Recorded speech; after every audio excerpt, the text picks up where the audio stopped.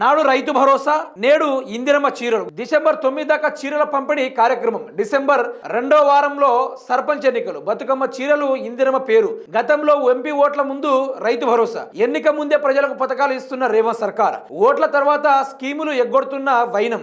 ఇప్పటికే 2 విడతల రైతు భరోసా ఎగవేత. ప్రభుత్వ తీరుపై మండిపడుతున్న ప్రజలు. డిసెంబర్ 2వ తారీఖు నుంచి స్థానిక ఎన్నికలు జరగబోతున్నాయి. స్థానిక ఎన్నికల మొదలు సర్పంచ్ ఎన్నికలు పెట్టబోతున్నాం.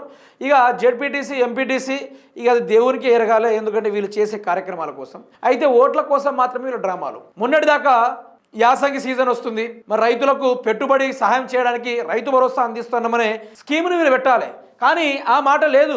ఇందిరమ్మ చీరలు ఇస్తాలట. ఇందిరమ్మ చీరలు అంటే ఇందిరమ్మ చీరలు ఇప్పుడు నారు గుంజుకోవడానికి పనిచేయాలా, దేనికోసం పనిచేయాలి? ఇప్పుడు రైతులకు శుభవార్త అందించే కార్యక్రమం కదా. గతంలో ఉన్నప్పుడు ఇదే టైంకి కేసీఆర్ టింగు టింగు అనుకుంటూ ఫోన్లో రైతు బంద్ చేసేది. ఈయనేమన్నాడు, పోయినసారి ఎంపీ ఎలక్షన్లప్పుడు రాత్రి 12 గంటల నుంచి డింగ్ డింగ్ అనుకుంటూ మోగుతాయి, మీరు రాత్రి 12 గంటలే ఫోన్లు పట్టుకొని చూడాలి అనుకొని మాట్లాడడం జరిగింది. అదేవిధంగా ఇప్పుడు ఏమంటున్నాడు ముఖ్యమంత్రి రేవంత్ రెడ్డి అంటే, స్థానిక సర్పంచ్ ఎన్నికలు వస్తున్నాయి, మేము మహిళలకు ఇందిరమ్మ చీరలు ఇస్తున్నాం. బతుకమ్మ చీరలు కాస్త ఇందిరమ్మ చీరలు చేసిండు. ఈ రోజేమో ఓట్ల కోసం మాత్రమే డ్రామాలు ఆడుతూ ఉన్నాడు, ఓట్ల కోసం మాత్రమే ప్రజలు ఇబ్బంది పెడతా ఉన్నాడు, ఓట్ల కోసం మాత్రమే రేవంత్ రెడ్డి అసలు రంగు బయటపడతా ఉంది. ఏ ఎన్నికలు వచ్చిందంటే చాలు రేవంత్ రెడ్డికి ఎక్కలేని సంబరం. ప్రజల్ని పరిపాలించకుండా 5 ఏళ్ల పాటు ఒక్క రోజు మించకుండా ఎన్నికలు పెట్టాలని చెప్పుంటే, ఓహో ఇక ఆయన మాటలు, ఆయన బజారు మాటలు, ఆయన పనికిరాని మాటలు, ఆయన లెక్కలేని మాటలు, లొట్టపీసు మాటలు అన్నీ ఒక్క రోజు కూడా ఆయనకు హెడ్ఏక్ రాదు, తలకాయ నొయ్యదు, మరి 10 మంది ఏమనుకుంటారనే ముచ్చట ఉండదు.